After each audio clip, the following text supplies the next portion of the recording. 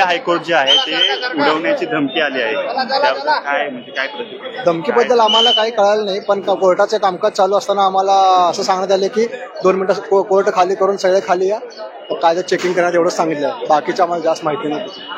जे आहे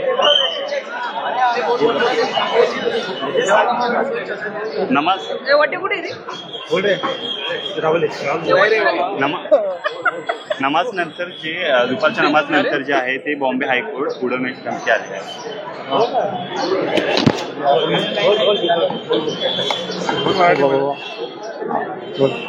नमाज नंतर जे आहे दुपारच्या ते बॉम्बे हायकोर्ट उडवण्याची धमकी आली आहे. हो, एम्प्लॉईज सर्वे खाली आले. आतमधून आदेश आले वरिष्ठांचे की सगळ्यांनी प्रिमाइसेसच्या बाहेर जायचंय. बॉम्ब पथक आतमध्ये येऊन चेक करणार आहे, त्याच्यानंतर ठरवतील काय व्हायचं. अजून क्लिअर डायरेक्शन नाहीत कोणाला की घरी जा म्हणून. पुढील इंट्रॅक्शन येणार तोपर्यंत आम्हाला बाहेरच थांबायला सांगितलंय. सध्या आतमध्ये काही एंट्री नाहीये. किती वाजता सुरू झालं ते 12:30-1च्या नंतर चालू झालं. 12:30च्या नंतर बाहेर काढायला.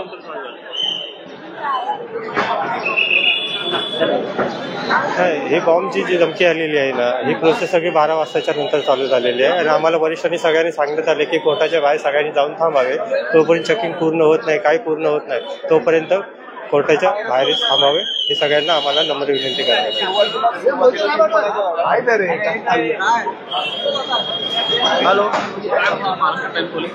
दुपार नंतर जे आहे बॉम्बनी उडवण्याची धमकी आली आहे बॉम्बे हायकोर्ट. मुझे मराठी नहीं आता.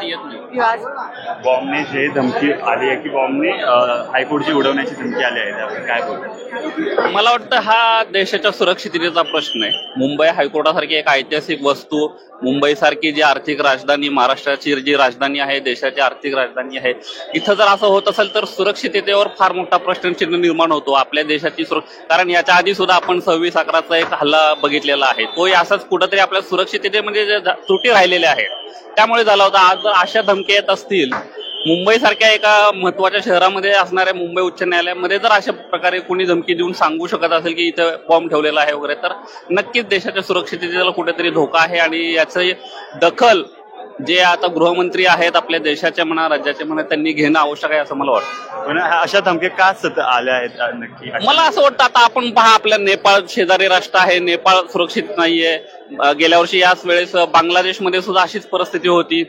जे आपला जो भोवतालचा आपला जो शेजार आहे, पाकिस्तान म्हणा, नेपाळ म्हणा, बांगलादेश म्हणा, इथे जर सुरक्षित नसतील, तिथे जर कायद्याचं राज्य नसेल, तिथे जर कुठल्याही प्रकारे लोकशाही टिकू शकत नसेल, तर शेजार म्हणून त्याचा कुठेतरी आपल्यालाही फटका बसणं साहजिक आहे. लष्कर-ए-तोयबा असेल किंवा इतर ज्या आतंकवादी संघटना आहेत, ज्यांचं एकमेव टार्गेट हेच आहे, ज्यांना याच्यासाठीच ट्रेन केलं जातं, याच्यासाठी फंडिंग होतं की तुम्ही आपल्या ह्या देशावर अटॅक करा. मग तो आता काही दिवसांपूर्वी जम्मू काश्मीरमध्ये झालेला अटॅक असेल, याच्या मागची जी मानसिकता आहे म्हणा, ती हीच आहे की कुठेतरी हा आपला शेजार जो स्थिर आहे, जिथे लोकशाही आहे, त्याला कुठेतरी धक्का द्यायचा एक प्रयत्न होतो. आणि जर आपली यंत्रणा जर तिथं कमी पडत असेल तर मग मात्र अशा गोष्टी होत राहतील, असं मला वैयक्तिक मला असं वाटतं.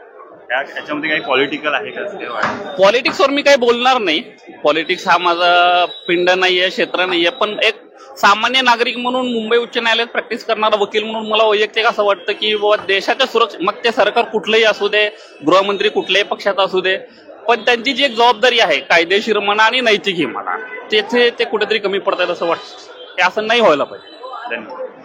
ह्या ज्या हालचाली आहेत ते केव्हापासून सुरू झाल्या आहेत? साधारण अर्धा एक तासापासून सुरू झाल्या हालचाली. जजेस लोक फक्त उठले, उठताना त्यांनी कुठलंही काही सांगितलं नाही कशासाठी आम्ही उठतोय, आणि सगळ्यांना हायकोर्ट खाली करायला सांगितलं 2 वाजेपर्यंत.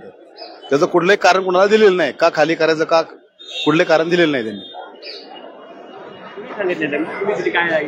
नाही, फक्त जजेस लोक उठले चेंबरमधून आणि नंतर फक्त सांगितलं हायकोर्ट खाली करा. आणि पोलिसांनी आता सगळ्यांना खाली केले आणि चेकिंग चालू आहे आतमध्ये. का चेकिंग चालू आहे हे कुणाला सांगितलं नाही. बॉम्बची धमकी आली का कशामुळे चेकिंग चालू आहे, काही हायकोर्टचे आहे त्याला पण अशीच धमकी आली आहे असं आता मेसेज आले, बातम्या येतात का दिल्ली हायकोर्टला धमकी दिलेली, आणि त्याच पद्धतीने बॉम्बे हायकोर्टची पण बातमी आलेली का बॉम्बे हायकोर्टला पण मेल आलेला आहे. म्हणून सुरक्षेच्या कारणासह सगळ्यांना धावपळ गोंधळ होऊ नये म्हणून जजेस लोक स्वतःच्या खुर्चीवरून उठलेत आणि सगळ्यांना मेसेज देऊन बाहेर जायला सांगितलं.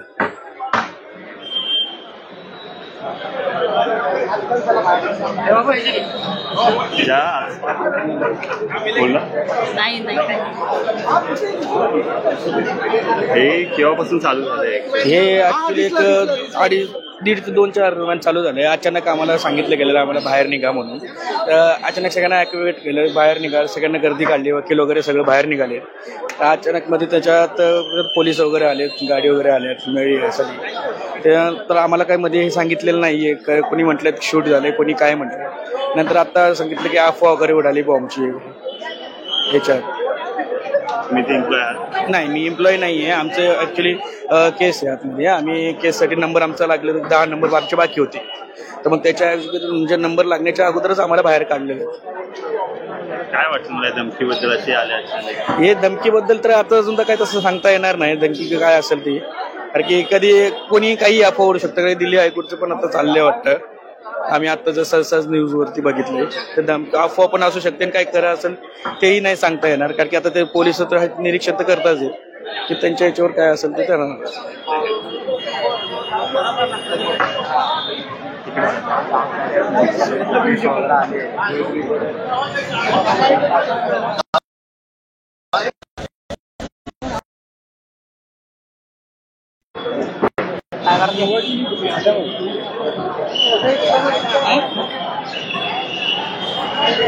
हॅलो